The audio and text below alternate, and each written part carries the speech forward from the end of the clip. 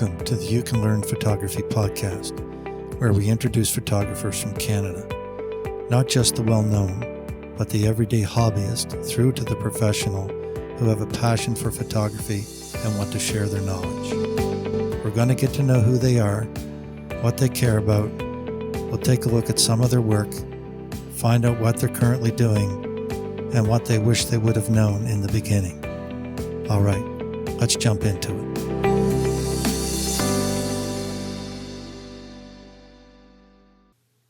Welcome to episode 19 of the You Can Learn Photography podcast with your host, Trevor A. Walt. In this episode, we'll be talking to Lee Nordbye, a professional adventure landscape photographic artist currently based in Canmore, Alberta. We'll get to know Lee as we talk about how spending time outdoors experiencing nature with his father kindled his passion for photography, discuss what's required when preparing for an exhibit, talk about what it's like to photograph the Canadian Rockies in black and white, and learn about his experience transitioning his photography from a hobby to a business. So come join us while sitting back in your comfy chair, go for a walk, or a drive while listening to our conversation with Lee. Lee, we haven't met yet, and even though my wife Darlene and I are members of the Offbeat Photography community, we were just recently introduced to you by Peter Swicker, who was our guest on episode 1 of the podcast.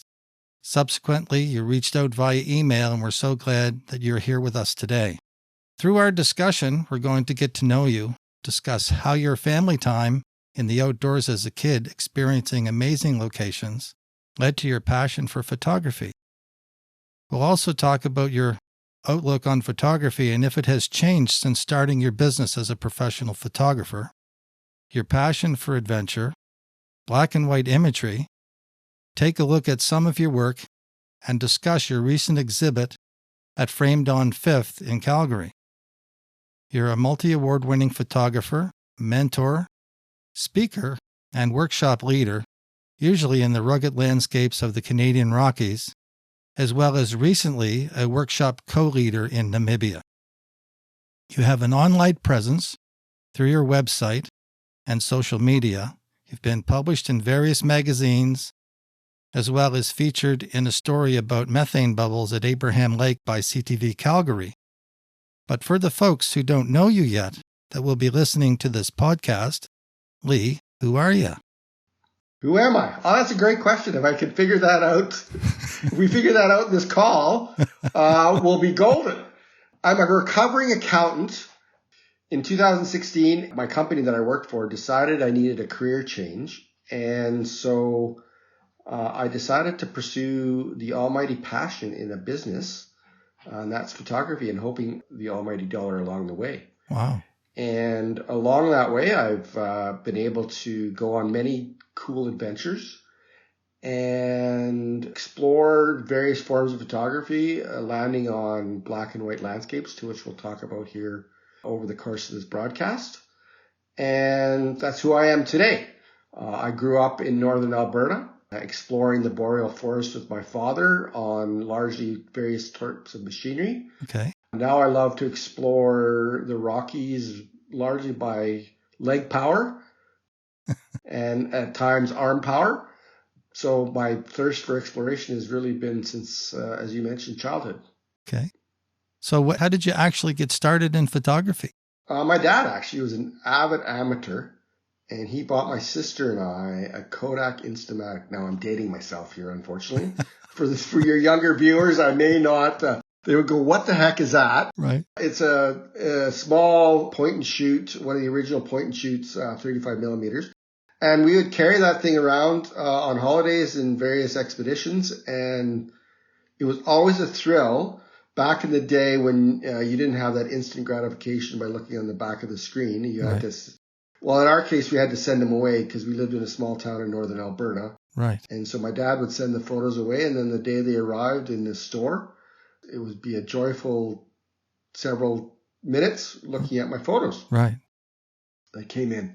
And so from that, I just grew into, I guess, taking nice pictures. Up until 2015, I described myself as taking nice pictures, and then I went away on an You mentioned it was a precursor to Offbeat, but it was a Dave Brosha and Paul Ziska workshop for Northern Lights in Northwest Territories. Okay. In a minus 50 degree weather, I somehow managed to get a fire in my belly to study photography as an art form. Wow. So now I consider myself a student of the art of photography. Oh, cool.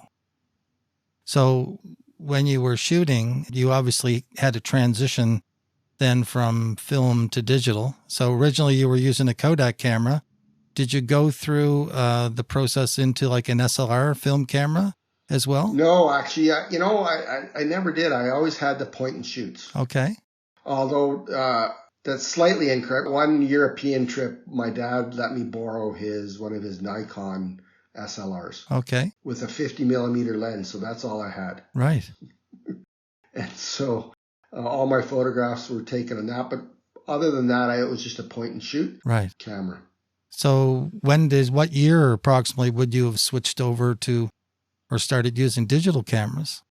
Well, so the first point and shoot digital camera was in 2003, believe it or not. Why I remember that, I have no idea. Right. I can't remember what happened yesterday, but I remember that for some reason. Exactly. 2003, it was a Olympus point and shoot, 3 megapixels, I think. Okay, right. And then our first child was born in 2005, and I wanted something that was a bit better and a bit faster to catch that little rugrat running around on the carpet and whatnot. So I got my first DSLR. I got a Nikon D70. Okay. From there, I've just had various cameras and upgraded over time. Right. So you were then taking family pictures, of course, but then you were probably drawn to nature as well. Well, yeah, having always like from childhood, whether it was we would go on family holidays. If we were in the Rockies, we would always go hiking. Right. If we were on the West Coast, we would explore the beaches or in my dad's boat. Later in life, we got into all-terrain vehicles, be it ATVs or skidoos or sleds. Right. My dad had a 4x4. We're always exploring something somewhere. Right. And so got a thirst for exploration from there, and photography always, whether my dad just had a point and shoot that he carried along with him, or I joined him with my point and shoot, we always had a camera with us. Right. So being out in nature like that, it's interesting that I guess it's not necessarily interesting when you've got that huge opportunity out there with all the mountains and the vast picturesque scenes that you would get out there in Alberta. You obviously were shooting landscapes, and it's interesting that you didn't necessarily gravitate towards the nature photography as well. Yeah, it's interesting that I describe myself as an opportunistic wildlife photographer. Okay. So if something happens to be in front of me, I will photograph it. Right. But yeah, I don't know. It's just, I think what I love is going out and, like I say, through leg power, largely getting, whether it's exploring the valleys on a hike or strapping the rope on and going all exploring glacier through mountaineering or getting up a peak. I love those activities. And by virtue of those activities, I've just learned to love capturing the moments that nature gives me when I'm on my adventures. Right. I generally don't go out with a set shot in mind. I'm one of those opportunistic nature guys that that nature gives me X and I will photograph X. So it's you're not sort of in your mind saying I'm going to go out and get this kind of shot, and you do all the necessary planning ahead of time to figure out where you have to be, when you have to be there, and so on and so forth. No, you know what? And I thought about doing it. I need to do that probably a bit more, just to expand my photography skills and whatnot. But yeah, no, the extent of the planning that I do is I'm working on a project right now called, the overall project is called Below the Peak. And it's really detailed imagery of the Rockies. Okay. that doesn't have a peak in it. Oh, interesting. It's everything that's, any moment, cool thing that I see that I love, below a peak. So just to make sure that I have the right variety of shots in that project, I have reflected and thought about the types, not the specific shot, but the types of shots I'd like to get, and I've gone out and planned specific shoots for those types of shots. Okay. But that's the extent of the work I've done, the extent of the planning that I've done. Right? So you have something in your mind, and you're basically giving yourself a self-assignment to fulfill a need for your project. Yeah, exactly. So an example was this past winter, I went up to Jasper. Okay. I had there was two reasons to go up to Jasper. One, as part of my project, I want to have it all encompassing. Hey, these are shots from Jasper, Banff, ultimately down even into the south into Waterton. Right. And so that was one reason. The second reason is I wanted to get one of the sub chapters, if you will, is called Sculpt. And so it's all anything nature sculpts, whether it's ice, snow, or rock. Okay. And I wanted to go into Moline Canyon specifically to capture in the winter any ice sculptures that nature might have sculpted. All right, interesting. And so I purposely went up there with that objective in mind. Okay. I had no idea though what nature was going to give me. Right. And so once I got into the canyon, I went with the flow in the moment. Right. My wife Darlene and I, when we go out on our excursions, we don't necessarily plan. We just basically go out and let's go have some fun shooting photography. Absolutely. I've got friends that are big astro friends that know every big astro event. Right. And will plan shots around those specific events. Right. Right. They know the supermoon is going to be here. Right. I want a guy hanging off a cliff. Right. With a supermoon behind him. Right.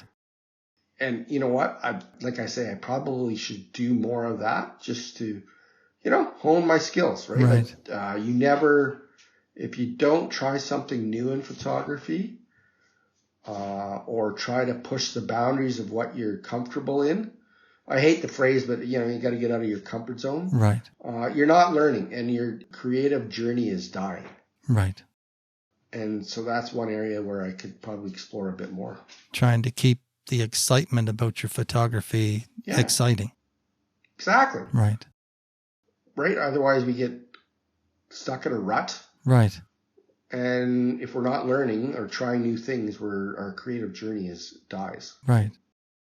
So let's talk just maybe a little bit more about your current project from the perspective of how you approach that, which is sort of, there's a number of different ways to shoot landscape photography, which is the reason for my question. So typically, the beginner or intermediate photographer would go out there and think that everything he shoots from a landscape has to be using a wide-angle lens.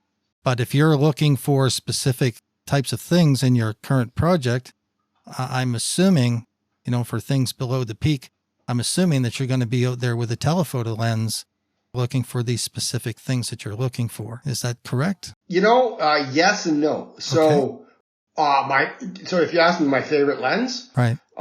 It's my 100 to 500. Okay. I love, you're right. When I'm in the valley and I look up on those peaks or below the peak and I've got this cool sunlight thing going on, or off in the distance, this cool light thing going on, absolutely pull out the telephoto. And a lot of the work that you will see on my website and my social media is shot using telephoto lenses, whether it's that lens or I've got a 70 to 200. Right. But the other thing that I love to do, and one of my favorite activities in the Rockies, is to go explore for and in ice caves. Okay. So these are caves that are at the foot or the toe of the glacier. Okay.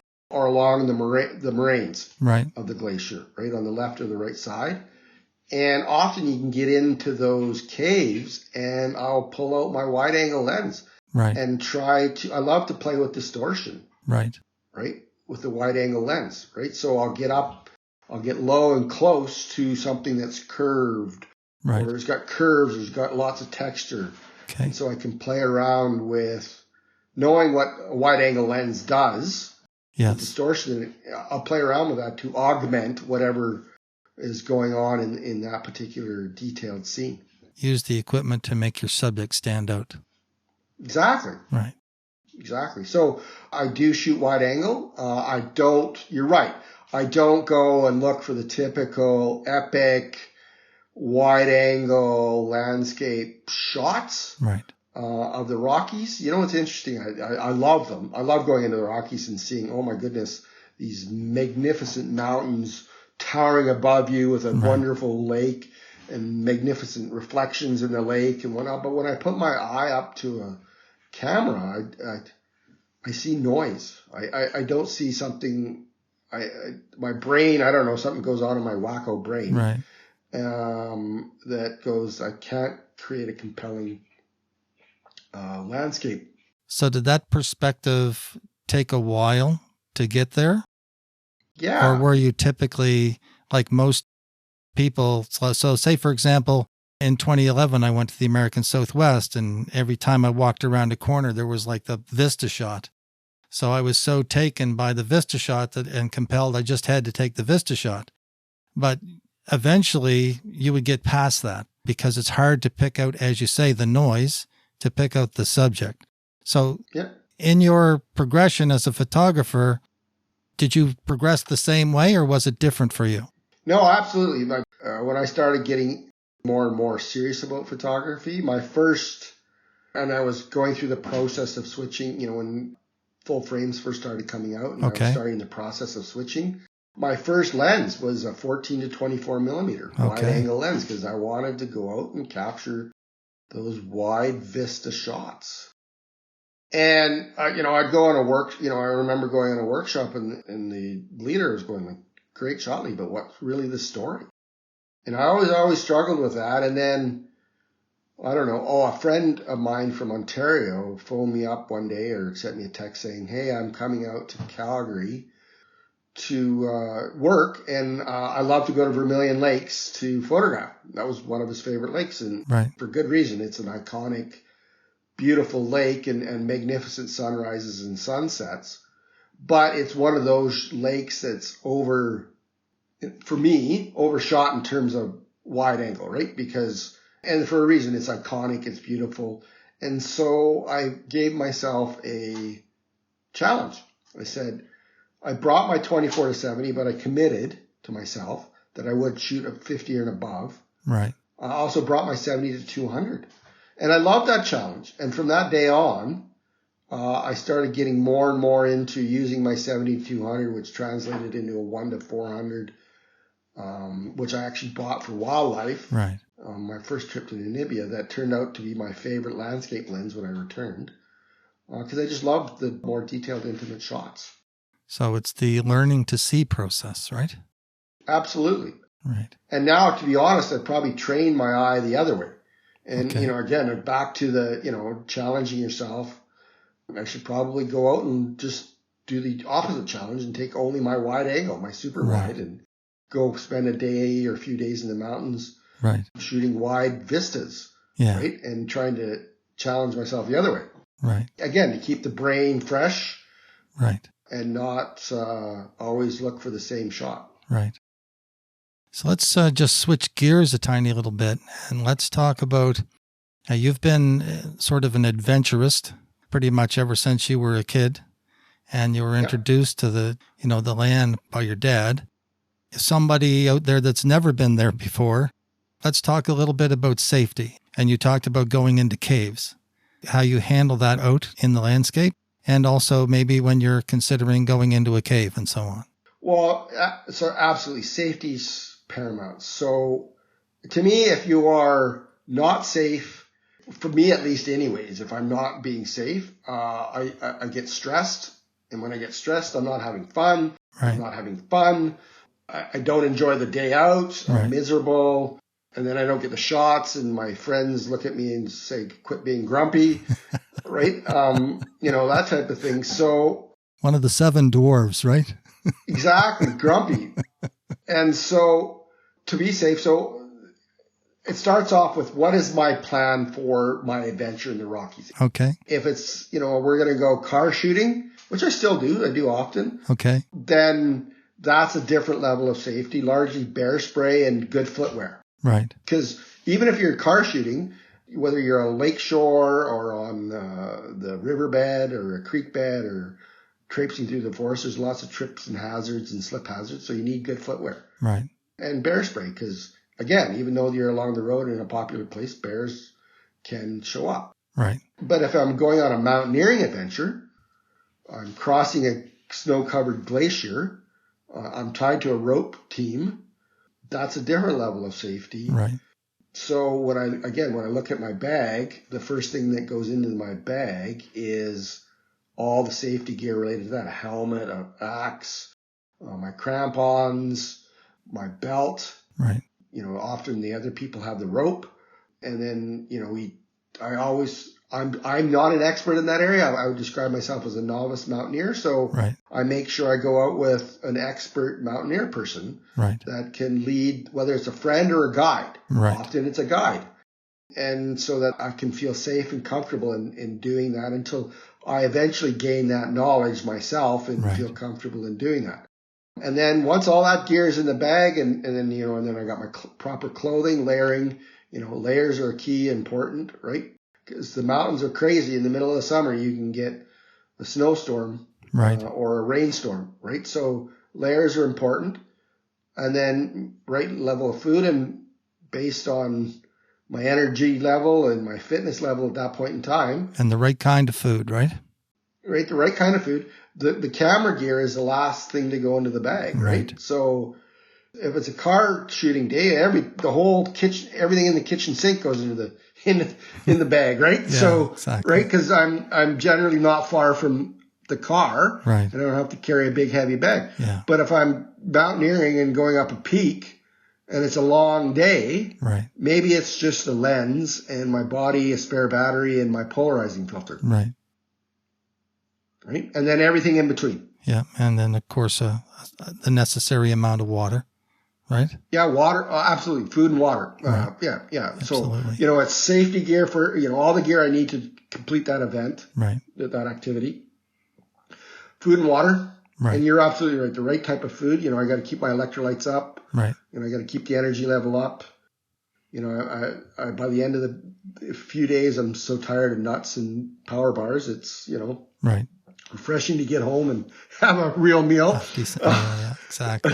And then, clothing, right? And layers. And, right. and again, it depends on what I'm doing. And then camera gear at the end. Right. Camera gear is the last thing to go in. Right. And it's the default is whatever I feel I can carry after all that other stuff right. goes in the bag, right? And a little bit of weather planning, right? Yeah, absolutely. So then, understanding the route that we're going to take. There is 3 or 4 weather apps. Weather is fickle. Right. And predicting it's very fickle, in particular in the mountains. Right. It's look at 3 or 4 different weather apps or our websites. Right. If they're all calling for roughly the same level of weather, then, it's pretty confident that it's going to be that. If it's right. varied, then, the other thing that I didn't mention is going out with a group of people. I think one of the most important safety things is going out with a group of people that you trust. Right. Like especially for the big event, like the really right. big adventure stuff. Car stuff is different, but for the really big adventure stuff, is people that you trust. Right. That have will have your back and you'll have their back. Right. Right. Because stuff happens. Right. Right. And, they're going to be there for you, and that they will push you to challenge you to go to get better at things and to push your boundaries. Right. But they know when to say, okay, it's not safe. I pushed Lee far enough, and I'm just going to, and so, when I say, hey, yeah, I'm good here, they don't go on and say, oh, come on, don't be a wimp. Yeah. Right. And vice versa. Right. So in some of these areas, there's probably permits required. There's probably notifications required to tell somebody you're going, in a certain area. Let's say in a park somewhere, there's probably procedures that you need to follow before you do that kind of thing, right? Well, yeah. So if it's a day trip, permits are generally not required. Okay. At least in the stuff that I've done. If you're overnighting, absolutely. Right. And for the most part, it's designated campgrounds where you need to get a permit. There is what we call wild camping. Okay. But again, you need to call up Parks Canada. Right. And give them your specific coordinates. And there's certain rules that I just can't remember off the top of my head that you can do off, wild camping. Right. You have to be a certain distance from a designated campground. Right. And you have to give them your specific objectives for that trip and et cetera, and et cetera. And generally they're very willing, right. as long as you've conform to the rules. Right. Yeah. And then in terms of notification, my wife, right? Right. So I let my wife know where we're going. I carry the one other piece of equipment that I always carry, and all of us carry, is a satellite device. It's called an InReach device. Okay. And basically it's got an emergency button that you can hit should an emergency occur, and that will contact, depending upon where you're at, it'll contact a specific mountain rescue outfit, and then through texting, you can tell them the nature of the issue, and they'll determine whether or not they'll come and get you right away or if you have to stay overnight. Right. But I also use that for when we come out or down, whatever the case might be, right. and get to the car at 11 o'clock at night. Right. I text my wife and say, hey, on our way home, right. all good, so that she can have a peaceful night while I drive home, right? Exactly. So, and she's on notice that, 24 hours, if she doesn't hear from me, she needs to right. kick into gear the process. Yeah. The reason for the discussion was that, a lot of people see these magnificent, beautiful pictures and don't necessarily understand what's involved to get those pictures. And I just didn't want anybody to think you just don't go, to the Rockies and hop out of your car and just go out and try to take a picture. So that's why I kind of want to discuss the safety thing. Man, I'm very happy that we're having this conversation, because I think we have a lot of new people by virtue of social media and by virtue of the recent pandemic being forced, arguably, I guess, because they couldn't go anywhere. They couldn't travel, exploring their own backyard. Right. And it's wonderful to see those people out there. Right. But I don't know, a lot of people may not know what they don't know. Right? Absolutely. And so it's important to go out and enjoy those events. Whether it's even a simple hike, like there's no cell reception. Right. In most of the hikes in the Rockies, there's no cell reception. Now, if you're on a popular hike and something happens, chances are you're going to run into someone that can help you. Right. But, it's as simple as, oh my goodness, what if something happens? Right. How am I going to get a hold of whomever I need to get a hold of to help me? Absolutely.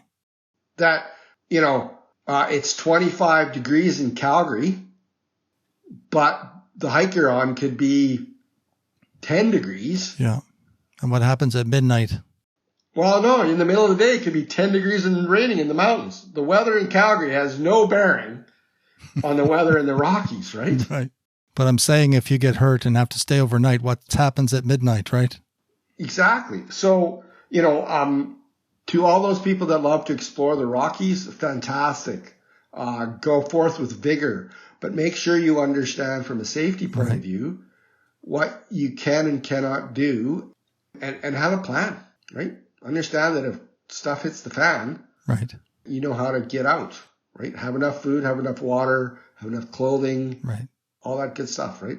So that's a bit of a segue. I was kind of leading this too. It's a bit of a segue right into, well, you do teaching and you do tours and workshops.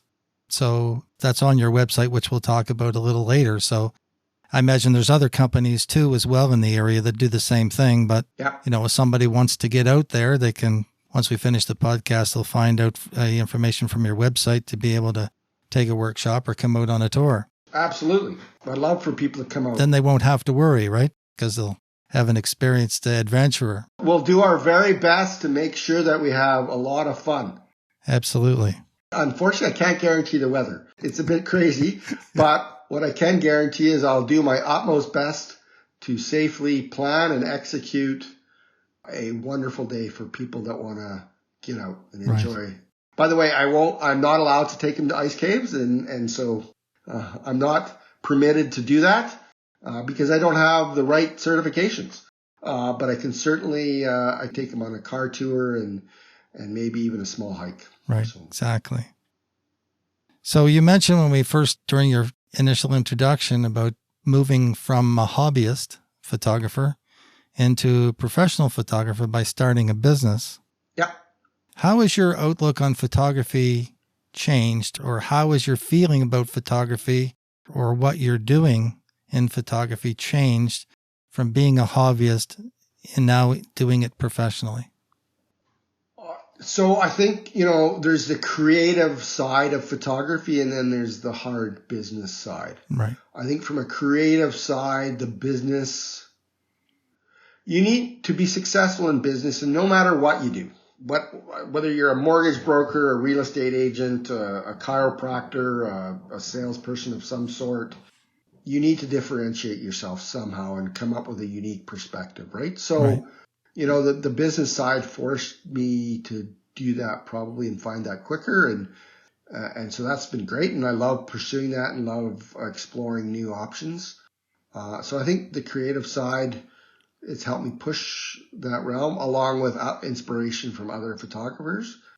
I think I knew going into the business it was going to be a challenge in terms of standing out, getting customers, but you don't know what you don't know until you jump in with both feet. And I've Right. learned that it's a lot more competitive than I thought. And so that just forces my problem solving. It's just another problem to solve, right? Right. Okay, so it's a lot more competitive. What do I need to do to continue to stand out and different and do something meaningful? Right. So that, the thing that charges me up and where I get so much energy is workshops. Right. Whether I'm the formal leader of it or I'm co-leading or assisting Right. in some form or fashion. Spending those, whether it's 3 days in my workshops or the 11 days in the Namibia workshop, I get charged up every day seeing people create some cool stuff, right? Some really cool stuff and me helping them create some really cool stuff. Right. And by virtue of the workshops I've done and assisted on, everyone has been super creative, super fun, super energetic. And so that makes life a lot easier when Right. they're that way, right? When they're super fun, super energetic, super relaxed, because stuff happens, Right. right? Things don't always go to plan. I remember one of the first workshops I ran, a heat wave came through the Rockies. Right. Like it was 30 some degrees in the Rockies. And, trying to run a workshop from, sunset to sunrise to sunset Brutal. is very hard in that temperature. And, Yeah. I read the group by 4:00 and they're, yep, we're done. I'm like, okay, no problem. Right. They were super relaxed about it and super cool, chill about it, right? As chill as they could be in 30 plus degree weather. Right. Now, talking about that, being in the Rockies and depending upon what kind of tour or what kind of workshop it is, what skill level is required to go on those tours or workshops, not just from a photographer perspective, but from, let's say, a physically fit perspective or ability perspective? So all car-based workshops, Right. Certainly I think the ability to walk around and navigate, Right. right? But, that's pretty much it, right? Like in any level of photographer is required. You get just ability to navigate yourself, right? Right. And not and a minimal or a reasonable fitness level, right? Car-based, no, I've seen and had people that are at various fitness levels. Okay. I think if you want to get into hiking-based, Right. like what I mean by that is we drive to a location, we get out of the car, we walk to a lakeshore primarily, Right. right? And walk up and down the lakeshore. Okay. And take photographs. We may walk maybe a creek side and, to be able to navigate a bit of uneven terrain. Right. I've had people in my workshops and seen people in my workshops at various levels of fitness and fitness in terms of, one person was challenged, had knee issues. Okay. Right. They brought a chair. Right.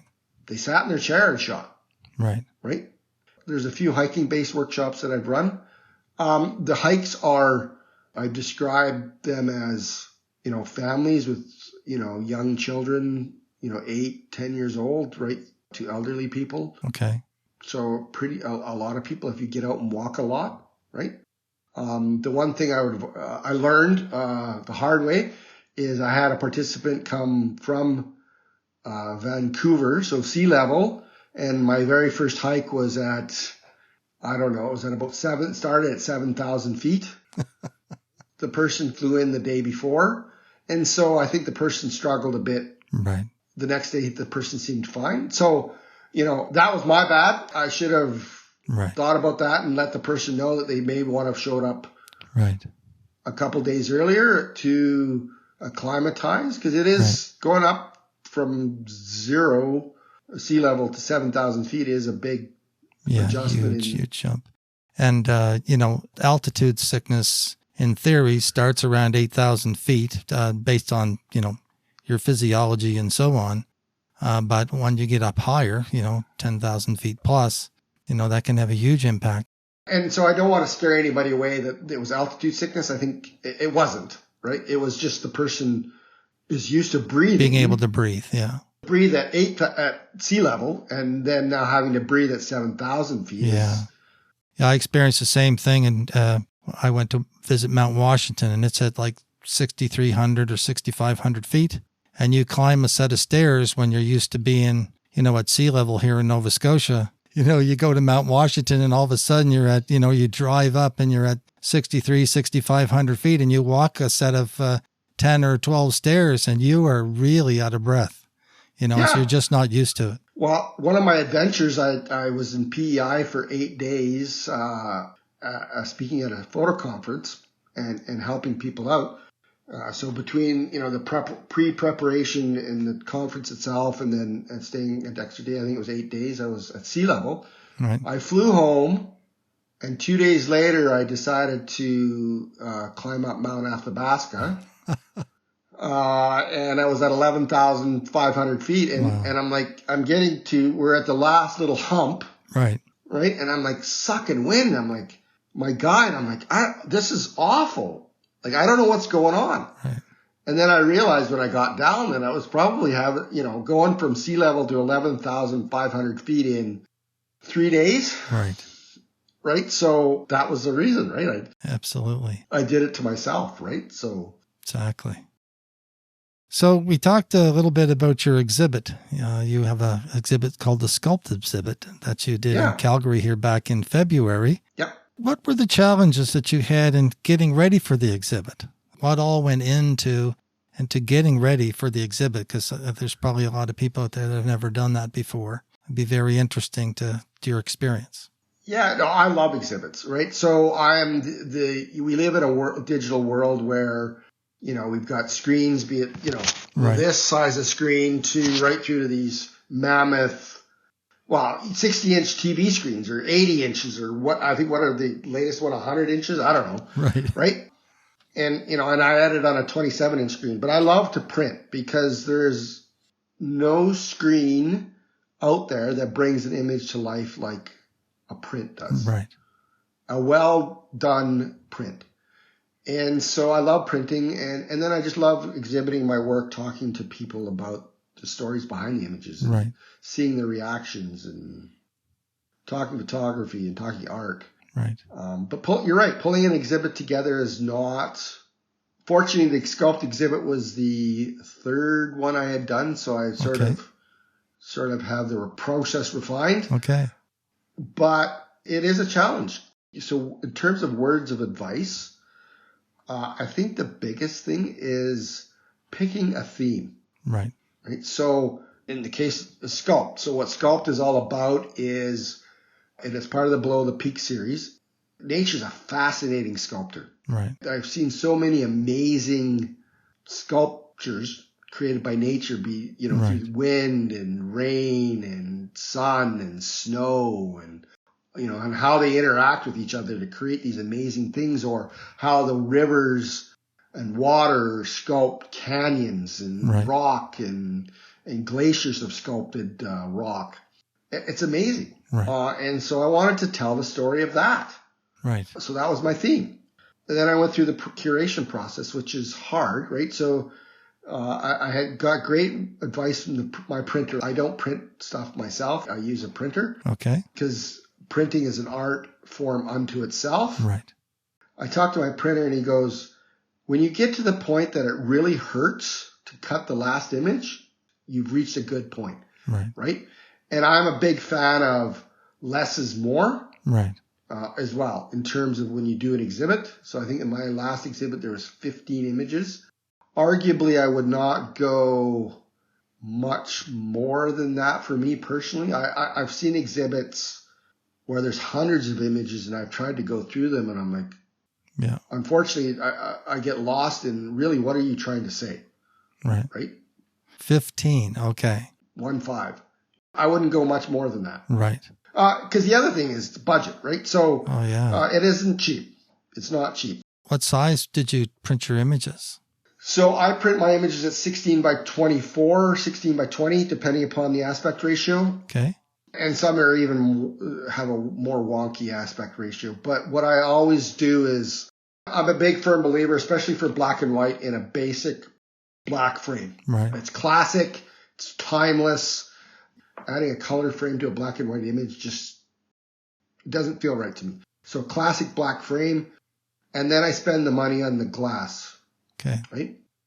So I get 70% UV protected gallery glass. Right? And glare free. And a matte?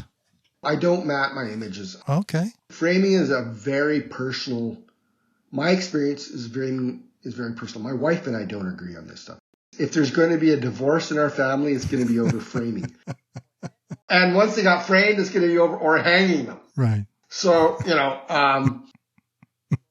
so it's what I've learned is very personal. Okay. So what I do is I put a 3-inch, so I just get my printer to add 3 inches on all sides. Okay. So that ultimately the image, depending upon the aspect ratio, may have a bit more border. Okay. So that it is physically with a border, okay. It's the exact same size. Every image is the exact same size. Okay. So the border is white? It's the same paper that I print the image on, which is a white paper. Okay. And then I get it framed. I get it put on a board. Right. Because it's such a big piece of paper to make it easier to frame. So you get it mounted. And that stops the paper from going all wonky, right, over time. Yeah, exactly. And it's easier for the framer. The framer isn't fighting with the corners all the time to get it into a frame, right? Because it's not matted, the framer uses little, this is a very technical term. Hopefully you're ready for it. Little knobby things. Yeah. In the corners and maybe on the edges to separate the glass from the image. Right. Right? And then once all that's done, then I think the other piece of advice is to hang the images. Look at your wall space and hang the images so that they have a flow and not just randomly hang them. Right. And that can take some, let's try this and then, no, that doesn't work, tear it down and, experimentation, or just get a bunch of 4x6 images of your exhibit and lay them out beforehand. Right. Like you can just print them off your own printer. Right. And cut them up so that you can determine the flow before you hang them. Right. So did you do story cards for each image? Yeah. And so actually what I did in this last exhibit is I created behind the scenes video for each of them. Oh, yes. I remember seeing that on your website. If you go to the YouTube channel, there is, and you click on, I can't remember the photo, or there's a place you can click on. Right. That takes you to the behind the scenes. And it's depending upon the image, there's, the story of where it was located, where it was taken, the events that transpired leading up to it. Right. There's some behind the scenes images. There's some other images that I took on the same trip. Right. In there as well. So it gives you a bit of a story behind the image. So what I did is I had little QR codes. Yeah, it's awesome. Established beside each image so that, they just took a picture, right. And they were able to watch the behind the scenes video. Totally awesome. People seem to enjoy it. Oh, yeah. This would be an immersive experience. Yeah. Trying to make it a bit more like I can't be at the exhibit the whole time and tell the story. Right. And nor do I have all the photos, behind the scenes photos, right? They walk in and of course, as you said earlier, technology today, you're viewing it on your phone or viewing it on a TV or computer screen. That's how people consume images. And then they walk into, oh, there's prints hanging on the wall. Like some people really don't relate to that. And now you're bringing that, we're using the QR code in relationship to the story, bringing them into YouTube. It's bringing it into today's technology. So awesome idea. It was a lot of work, but it was a lot of fun. I have fun doing that stuff, right? And then I put music to it, right? Right. And then there'd be an evening, you have like opening night, you'd be introduced and... so I had an opening night and then I had an artist talk. Awesome. And that's where, in the artist talk, I spent a lot of time talking about the story. I created off the story that was in the video. I just relayed that in words with a presentation behind me. Awesome. Yeah, it was a lot of fun. Exhibits, if photographers can have the time, and it is a big investment depending upon the number of images, and have the budget, it's a well worth exercise to do, because I give my printer a hug every time I go see him, because the images, when they come off his printer, come to life. Right. And I see so much more detail than I do on my 27-inch editing screen. Yeah, exactly. But, again, you're going to be spending out of pocket $250 to $400 per image by the time it's professionally framed or more. Yeah, absolutely. So it's a big upfront investment, no doubt. But if you have the budget and have the time and want to try something new, go for an exhibit. It's awesome. Let's just kind of turn back time just a little bit. So when you were growing as a photographer, where did you seek your inspiration? So, I think the inspiration really came post 2015. Before it was my dad. Okay. That inspired me along the way. And then in 2015, I started meeting people like Paul Ziska, Dave Brosha. Okay. And through their photo network and their photo community called Offbeat, I think you mentioned that at the beginning. Yes. Have been inspired by so many people in that community, by not only their quality of their work, but just them as human beings. Right. Everybody is so kind and considerate. And for Paul has been a big inspiration in I've always been an explorer, an adventurer. It took different forms from growing up, but the mountaineering, getting up a peak, going into ice caves, skating across a 25, 30 kilometer lake in the winter. All of that stuff is direct inspiration from Paul and his work and stories, and becoming a very good friend with him. Right. I've been blessed with his friendship, along with others, and being able to go out on those adventures with him. Incidentally, I saw on your website that he actually wrote a little foreword for your sculpt exhibit there. Yes, he did. Yeah, he did. Absolutely. He's a super great human being. That community has been a big source of inspiration, whether it's my adventures or my photography. They always manage to provide feedback, constructive feedback, in a manner in which it's developmental. Right. Not harsh. Their feedback is because they care. Yeah, exactly. That's a great way of putting it. They care, right? And it's coming from a good place. I have looked at, other people's, I think Ansel Adams has been his zone system has been a big inspiration in how I edit my photos, right? Because it's built into one of the pieces of software I use. Right. And yeah, those are my sources of inspiration. What's one thing you wish you would have known before you started your photography journey? So if I were to start all over again, and what I talk to people that are just starting out in photography is the cameras today in auto mode are great, right? They're not perfect. No, don't get me wrong. They're not perfect. But when you're first starting off in photography, go out. This cameras on these things, right? Like the cell phones are awesome, right? And if you're shooting in the day, just go out and explore. Figure out what you love to shoot. Right. Is it landscapes? Is it portraits? Is it, I don't know, street photography? Go out in the day and figure out what it is that you love to shoot. Right. Explore that creative, artistic side first. Yeah, you need to know how to turn your camera on. You need to know how to turn it to auto. You need to know how to press the shutter button. But don't get stuck into this vortex of, oh my God, I need to learn everything technical about photography. I need to learn how to manually expose a photograph. I need to learn what white balance is. I need to learn what the circle of confusion is and hyperfocal distance is and all this other stuff, right? The cameras today are great in overcoming a lot of that. They're not perfect, right? Especially in the mountains, you still got exposure issues with, deep dark shadows in the valleys and these bright peaks. So you do need to eventually learn that. Yeah. But explore the creative side first and then go and learn the technical side of photography that you need to learn to execute whatever it is that you love to shoot. And don't learn anything unless you're one of those people that love to learn that stuff. You don't have to. Like, we've got apps that tell you what your hyperfocal distance is. Right. We got apps that tell you what your depth of field is going to be. So a lot of that stuff is taking care of you. Right. And so you don't need to I went through the typical learning process. I learned how to turn my camera on, and then I learned all the technical ins and outs of photography, the exposure triangle, the white balance, how to focus manually, how to, what hyperfocal distance was, what the circle of confusion was. I can't explain any of that nonsense anyways anymore. Right. It's what they call your foundation, right? And again, that's the typical way to learn. But then once you get all of that done, then you still have, you have to understand light, have to understand composition and the decisive moment.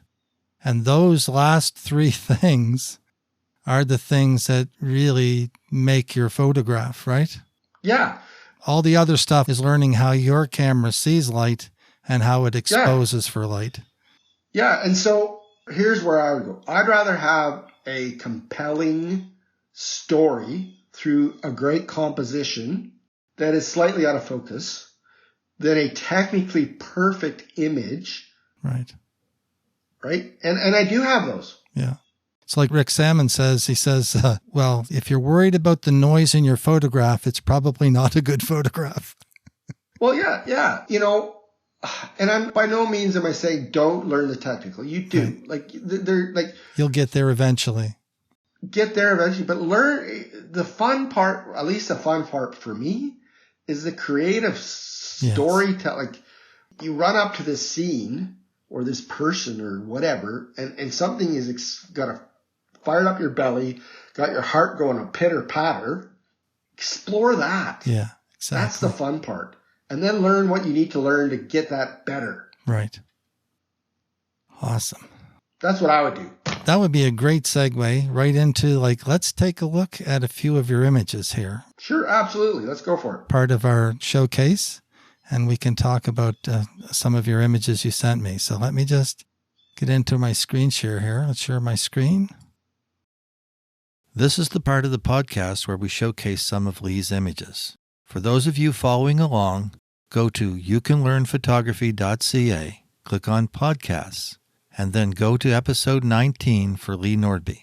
Then scroll down to the bottom of that blog post. You'll see a gallery of images. Click on the first image of the water flowing through the ice, and then you'll be able to follow along as we discuss his images. Yeah, let's take a look at the first photo here, the one with the snow and the S-curve that we're seeing here. Yeah, so again, it was a driving trip in Jasper a few years ago on my way to Maligne Lake. Okay. And you go, for everybody's reference that's not familiar with that area, you pass a lake called Medicine Lake. Okay. And some of the natural history behind that lake is in the spring, it fills up from all the glacial melt and the snow melt. It fills right up. But then by mid to late summer, it's empty. Okay. And they couldn't figure this out why, but eventually they learned that there's underground openings that flow into the Maligne River. Okay. So the inflow from the melt is higher than the outflow. So it fills up, and then the reverse happens when the melt stops or slows down. So in winter, it's really low, but it's a river, right? Like there's still a current, and so it still keeps open. So I was driving along to Moline Lake, and I just became, exactly as you pointed out, really fascinated by that curve, snake-like. Yeah, the currents must be very different there to create that kind of opening. Exactly. And so I set out to capture that. And I knew at the time that, there's a lot of stuff that's not part of the story. So here's an editing tip, to the best of your ability, capture what you can in the field. But in this case, I couldn't do a pano.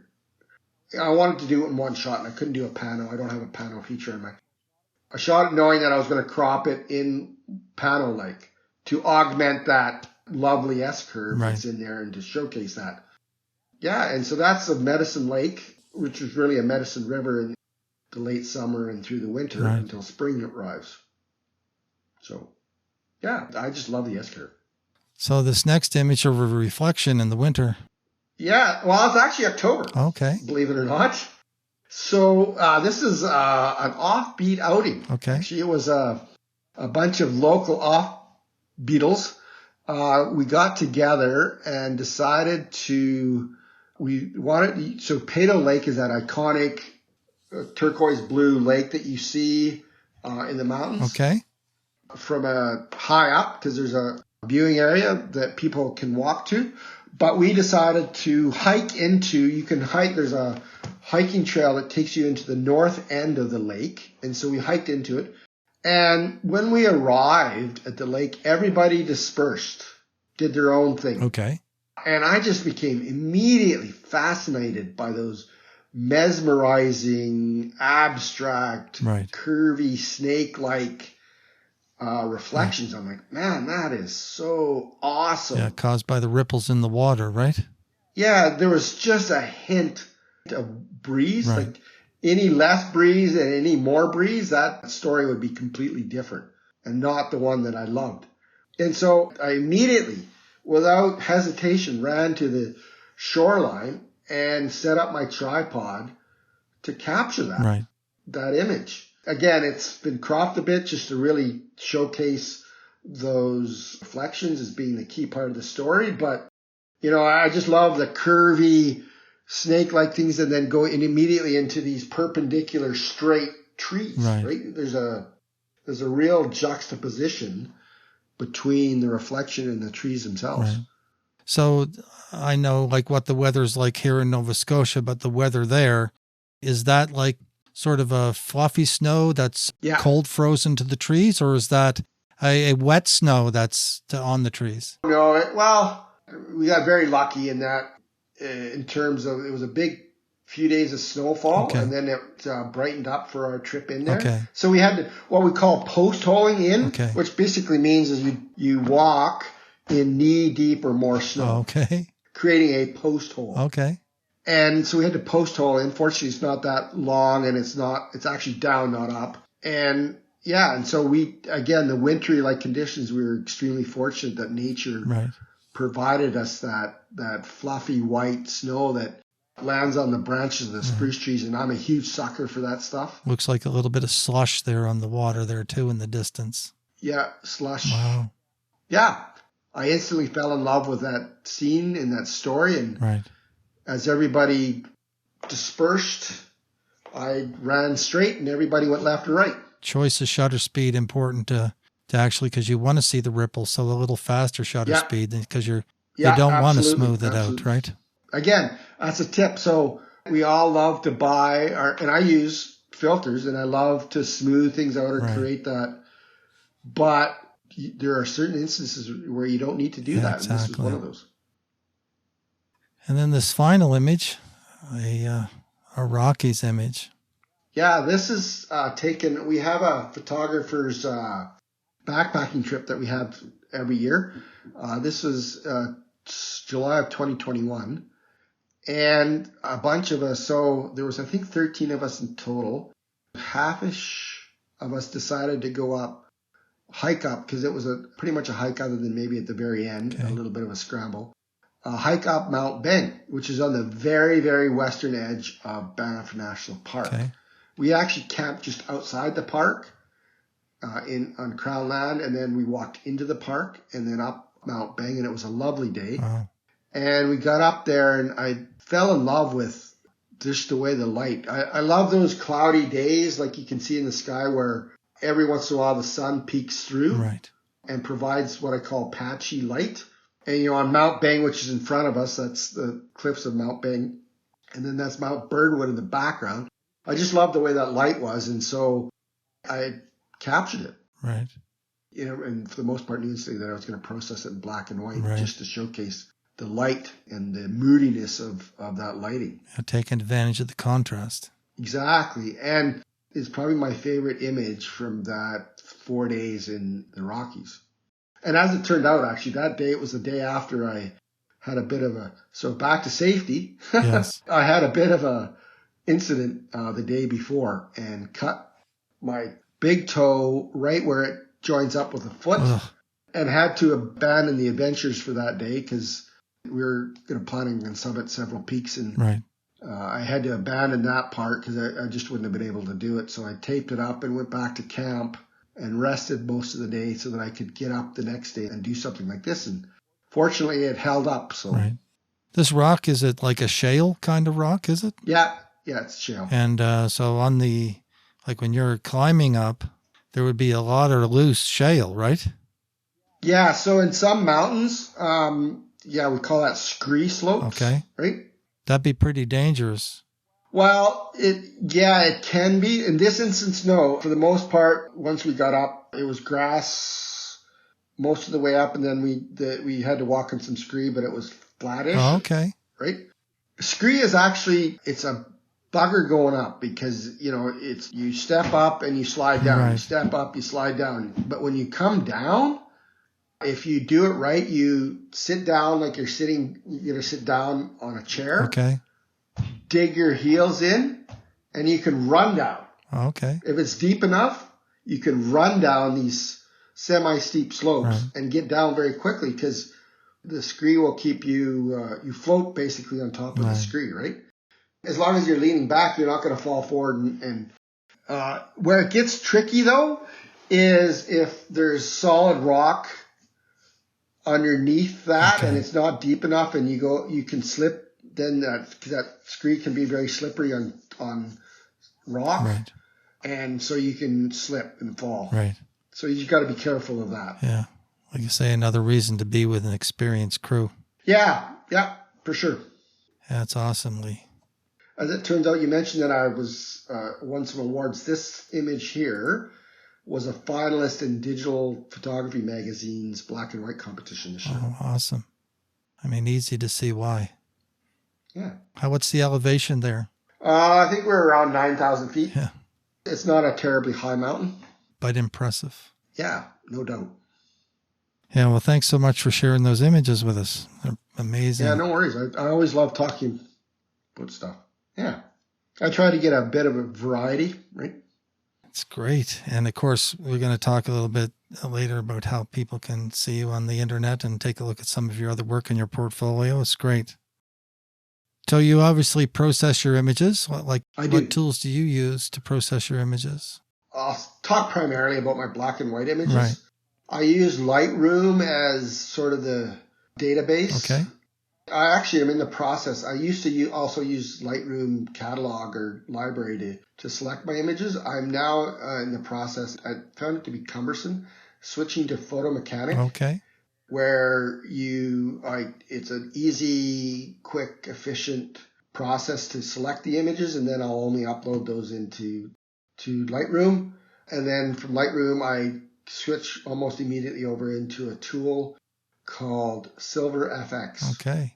It used to be long ago, it used to be called a NIC set of tools. Right. I think it's, DxO. They've got multiple pieces of software. I only use Silver FX. I love Silver FX for black and white editing. It has so many features and or better sliders, Okay. I find, than Lightroom. One of the ones I alluded to earlier was it has the Ansel Adams zone system in it, Okay. which I love to use. It's got, I don't know, for those old film black and white photographers that used to use colored filters. Right. And just for your people that are not familiar with what those are, basically a color filter blocks certain tones of light and allows other tones in. So Right. a warm toned filter will block cooler toned light. So in the case of the Rockies, blue sky, Right. the blue mountains, but it'll allow warmer toned light in. Right. And then the reverse can be said for a blue toned color filter. Anyways, those are built into Silver FX. Cool. So which Lightroom doesn't have. So Right. those are two big reasons why I love Silver FX. And then the one thing I don't like about Silver FX is their selective editing tool. I like Lightroom better because it's got more options. I love the new the masking tool in luminosity masking tool in Lightroom. Okay. So I do a lot of my what I call selective edits in Lightroom. And again, for those that are just starting out in black and white editing, I think the biggest piece of advice is spending the right amount of time getting the right tonality to your images. Right. Don't be afraid to push the blacks. Be careful of the whites because when you print them, no ink will go down. Right. But yeah, spend the right amount of time. I'll spend a lot of time selective editing to get that right tonality in the right area. Right. And then I jump over into Photoshop to quickly remove any small distractions that I couldn't eliminate in Lightroom, or I have been lazy and not cleaning my sensor, and so I've got a lot of dust spots to clean. I find Photoshop to be a much better tool than Lightroom in doing that. Lightroom leaves artifacts, so when you print it, they show up. And then I'm done. Right. Yeah, so those are the tools I use. So I guess the next question would be, before we get into gear, because people always want to know what gear people are using, but this more important question first off is, what do you feel makes an image stand out from an average image? I saw that question, and it's an amazing, wonderful question. I think uniqueness. And what do you mean by that? Everything in every genre has been done-ish, right? Right. Right? Like just with the advent of digital and the advent of a number of photographers, there's so much out there. And so I always love seeing photographers that come up with a new perspective on in a genre or from an iconic spot. Right. Right? And they've added a wow factor to it. Right. It goes, wow, I wish I would have taken that, right? Right. It has some kind of an idea that you never thought about or haven't seen before. Or a perspective, or they looked at the same iconic scene, or, done the same portrait, a portrait of a person, and they just come up with and it's even it doesn't have to be this mammoth twist, but they've come up with a small, unique twist to it. Right. Right. And I think that's what stands out for me. And that's what I strive to do. Right. So what do you use for gear? What cameras and what lenses? We've talked a little bit about it and touched on it here and there, but maybe just kind of give us a little bit of a rundown of what you're using now. In 2021, I moved from the DSLR into the mirrorless world. Okay. And decided that if I was going to ever make a leap of faith and switch brands, it was going to be at that point in time. Right. Because all my friends, 90% of them, especially and probably arguably 100% of them that I hang out with on major adventures, shoot the R5 system, the Canon R5. Okay. I went with that system. Okay. We have the ability to share batteries, share lenses. If they need to use my camera or I need to have a spare camera for whatever reason. Need help with the setting? Help with the setting. It's quick and dirty and easy, and we are allowed to do that. Especially carrying. Now we don't have to carry two 1-to-500s on an adventure. We can carry one to 500, right? Right.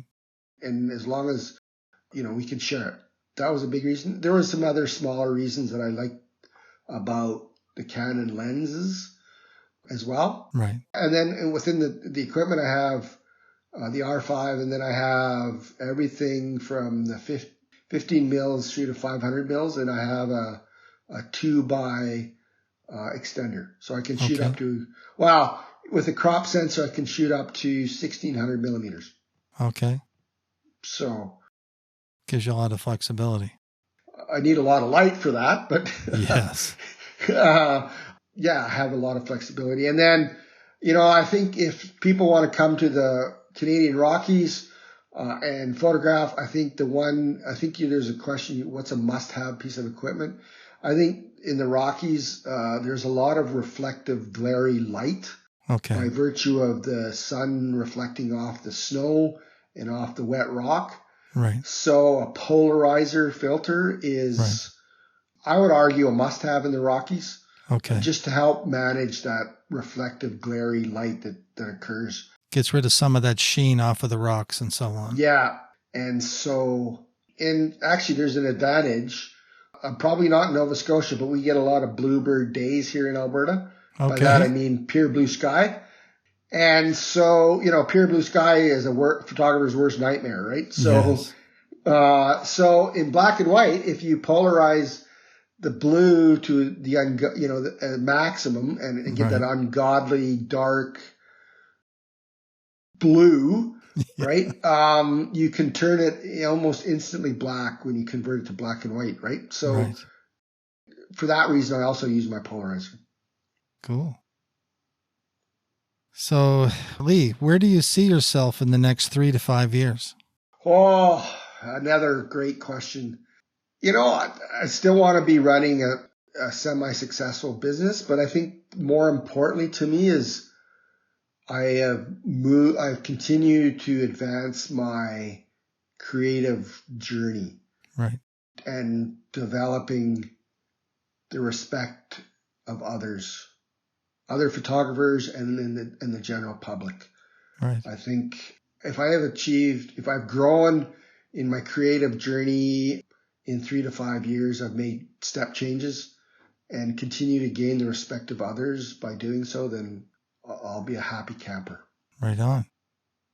So sort of tagging on to the end of that, Lee, do you feel continuing to educate yourself important? Absolutely. And I think I said this before, if we're not continuing to develop ourselves as creatives or even developing ourselves as professionals, our journey, in this case, my creative journey will die, right? Like I'll become stagnant and it'll die, a slow, painful death to both myself and my photography. So I absolutely think continuing to educate yourself is extremely important. And it can be as simple as challenging yourself. Like if you shoot, in my case, I shoot long all the time. Maybe I should challenge myself to take out my wide angle lens now and go out and find those vistas, right? Or I shot portraiture, a bit of portraiture pre-pandemic, then that went by the wayside and it's sort of sat dormant since the pandemic. And now, I'm thinking about reinvigorating that and pushing myself and maybe extending my black and white journey into black and white portraiture. Or it could be to the extent that you take a workshop or you take an online course or you enroll yourself in something, but absolutely pushing yourself to continue to learn all elements of photography, be it the creative, be it the editing side. You must do it or else your journey will die a slow, painful death. Right. What's one piece of advice you'd like to share with the beginner to photography? I'll reiterate it again when we talked about it in starting my journey, or what I learned, is explore the creative side. Explore what gets you that fire in your belly, that heart that goes pitter-patter, gives you those amazing first date feelings. Like if you have a partner, remember back to the first date that you had with that partner. What did that feel like? Explore those feelings. Art is created from the neck, the torso, right? It's created from the heart and it's created from the gut. Get out of your brain, right? Yeah, your brain will tell you how to do it, but explore the creative side, which is the heart and the gut. That's the Right. fun part. At least that's the fun part for me. And then get into your brain and learn how to do it better. Great advice. So I'm just going to share my screen again here, and we're going to take a quick look at the blog post here that we have. Take a look at where people can find you on the internet. So we have a listing for your website, Facebook, and Instagram. I noticed we don't have your YouTube channel here yet, but I'll probably include that. Can you just maybe discuss each one of those and what people will find when they go visit? So on my website, I have a portfolio. In the old days, we used to carry the big cumbersome black case around. Now that's right online there. You'll have a portfolio. You'll have learning and workshops and my philosophy around learning, which we've talked about today. Right. I have a print shop. Actually, a new exciting product that we have in my print shop is fine art crafted wood puzzles. Oh, cool. Yeah, and they're 6 millimeter thick puzzle pieces that are designed. Like there's a hiker, a piece of fire, there's a tree, there's a pair of binoculars, there's a canoeist. There's a bunch of outdoor easy types of pieces. Oh, interesting. So it's not a typical puzzle. Okay. But that's a new piece on my print shop. I also have a blog post to which I've been very negligent in not updating, but it talks a lot about my adventures in the Rockies. Okay. And then in Facebook, you'll find my most recent photography posts, news from both Instagram and Facebook. You'll find news about what's happening in my photography business or just my journey or my life. Okay. And my most recent photographs that haven't quite made it to the website. Right. And your YouTube channel, which we don't have listed here, but I will include that. Yeah. And in the YouTube channel, I think the biggest pieces there, I try to have a bit of behind the scenes stuff of my adventures. Okay. But the biggest chunk is there's 14 videos on there that describe the behind the scenes pieces of each of my pieces in my 15 pieces in the exhibit. And you're going to go, why is there 14 videos and 15 photographs? Well, there's 2 photographs from the same adventure. So cool. They're all included in one video. Right. And in the behind the scenes video, there's a map of where I took the photograph roughly. There is a story about the beginning to ends. There's behind the scenes photographs. There's some videos. There's photographs that I've taken from other parts of that adventure as well. So awesome. So if anybody wants to get a hold of you, the best place would be your website. Yeah. That says contact Lee on your website. And there is a contact there to just submit and you'll get back to them, right? Absolutely. Assuming I'm within cell range, I will endeavor to get back to you within 24 hours. Awesome. Well, this has been really great, and I've really enjoyed you being here with us today, and it's very interesting. It's exciting to see what goes on behind the scenes and see some of your images from the Rockies, and we really appreciate you being here today. Trevor, it's been awesome. I'm so glad. After this, I'm going to send a note to Peter thanking him because this has been an awesome experience. Always love talking photography with other folks. Wonderful experience. Great meeting you. Given the cold weather that's arriving in Calgary, kind of jealous of your behind the scenes video that you got behind there, but we'll make it through.